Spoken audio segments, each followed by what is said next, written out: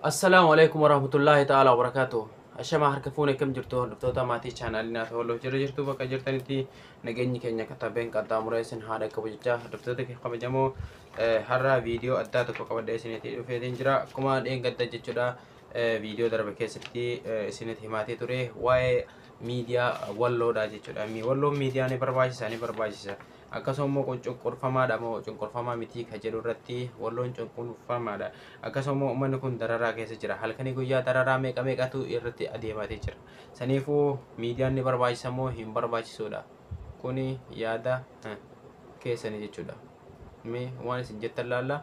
Akkasuma yoon barbaachisa jettan akkuma viidiyoo duraa keessatti dalageessan yoon barbaachisa ka jettan daftanii guruppii ijaarame sana irratti hirmaattanii uummata keenya rakkina keessaa baasuuf sagaleedha ta'uudhaa fi akkasuma sagalee warrootaan dhokate kanaadha gadi baasuudha.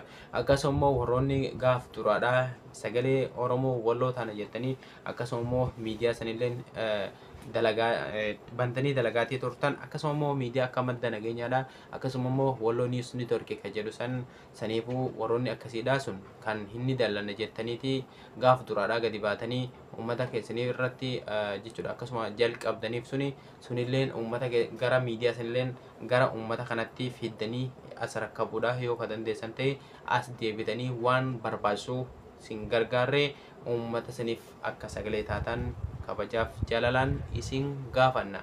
Anna biraadha ammoo miidiyaa san tahee kabraaleen tahee jechuudha. Sunillee baduu danda'a amma biloog ta'uu danda'a amma ammoo seeraan ala tahuu danda'a. Saniifuu jechuudha. Miidiyaan biraadha har'a miidiyaan takka Oromiyaa ijoolleen Oromiyaa kana fakkeenya hin godhatanii dhiiroo miidiyaan daqiiqaa muraasa keessatti guyyaa lama guyyaa sadii keessatti tokkoffaa FB fi TikTokidhaan waan qabaniin waan akkanaatu jira waan kana beeksifnaa fi jettanii poostii godha namoonni hedduun. Achi booda gaafa wanni sun gadi bahee namoota hedduutu follow subscribe karaa fedheen haa ta'uti jechuudha. Guddisaa jechuudha. Saniifuu banatuun illee nama dhibu sunillee badu banatuun illee nama dhibu saniifuu jechuudha. Isin as baatanii bakka dhokattasanii as baatanii kutaa hundarraa baateedhaan qabii asin dawweedhaan qabii kamiseen qabii harxummaa caffaa dogoggoruu sadeen haga jiillee warroonni kun jechuudha koree ijaartanii yoo as fiddanii uummata mataa walii qabtan miidiyaa miti miidiyaa guddaa dhaabuu ni danda'a jechuudha. Saniifuu jechuudha uummata kana jechuudha akka sagalee cunqurfamanii akka hin hafne uummata kanaaf sagalee tahuudha. Kun dhaamsa kooti. Akkasuma warroonni garee hiitanii sagalee taanaa fi jetta sun garee hiitanii achitti siitanii wal jalaa fashaleessuun faayidaa hin qabu. Garee tokko hiisanii garee sun immoo paartii keessaa bilisa jettanii warrootan jechuudha siyaasa adda addaa keessa jiran hunda isaaniitu dawwaltanii fiddanii jechuudha. Uummata isinii wajjin wal mari'attanii akkam goonaa ka jedhu irratti walii galtanii jechuudha. Uummata san akka uummata cunqurfamaa san akka sagaleen isaanii ifa bahutti dalaguu fi qabdanii jechuudha.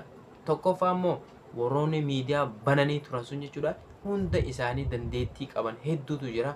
Maaliif akka cufan akkamitti akka jiru jechuudha. Amma miidiyaa sana as rakkabu amma immoo irratti hojjetu.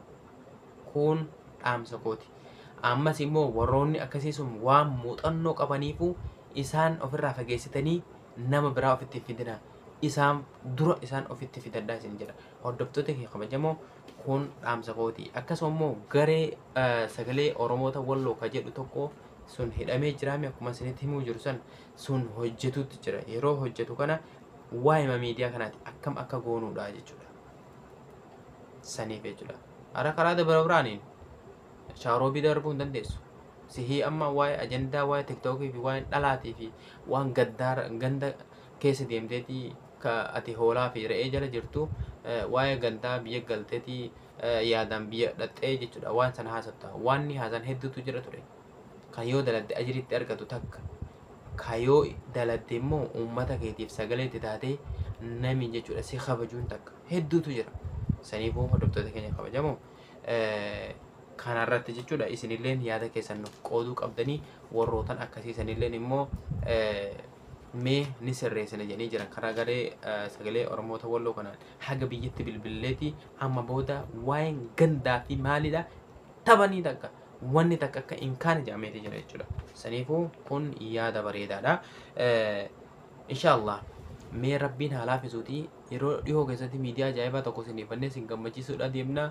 Hordoftoota kee kabajamoo waan viidiyoo kiyya kanallee na dhaggeeffattanii egaa ani gaagwaan haasa'u akkuma waan amma isinii banamu deemu tokkotti isinii taasisuu jira. Inshaallah wanni hundinuu jechuudha haala yerootii fi akkasuma immoo wanni nagaa tokkos yeroo eeggateetuma gadi bahaa jechuu kan kooti. Amma kan akka gadi baa jettanii jechuudha ammoo boroo fi meerra akkas naan hin jenne jechuudha. Saniifuu maqaa isaatii fi bakka itti godhamuu fi maal jechuudha haga biyyaatti ilaal biyya keessatti akka ijaaramuudha tokkoffaa jechuudha. Gareerraa ka bilisa ta'e ka waa'ee seenaatii fi akkasuma immoo uummataaf kan jechuudha siyaasa keessaa bilisa ta'e tokko ijaarraa jenneetiin waliigalleetii jirra. Kanaafuu yaada keessan nuuf qooduu qabdan isiniin jedha. Hordoftoota kee kabajamoo viidiyoon jechuudha itti fufa hin dhaabbatu. Namootaan adda addaadha waa'ee garee san hoogganan akkasumas garee sanillee gadi fageenyaan kan ijaaranii jiran san jechuudha asirratti isiniif fidee kan waliin yaada waliin jijjiirru ta'a inshaallah waan jiruu fi waan godhamuu malu akkaataa isaan itti jiranillee isiniif gadi fidee isiniif ibsa yoo rabbi jedhe intervii akka kanatti wallaalleeti jechuudha. Saniif inshaallah yeroo dhiyoo keessatti nu eegaa isin jedha.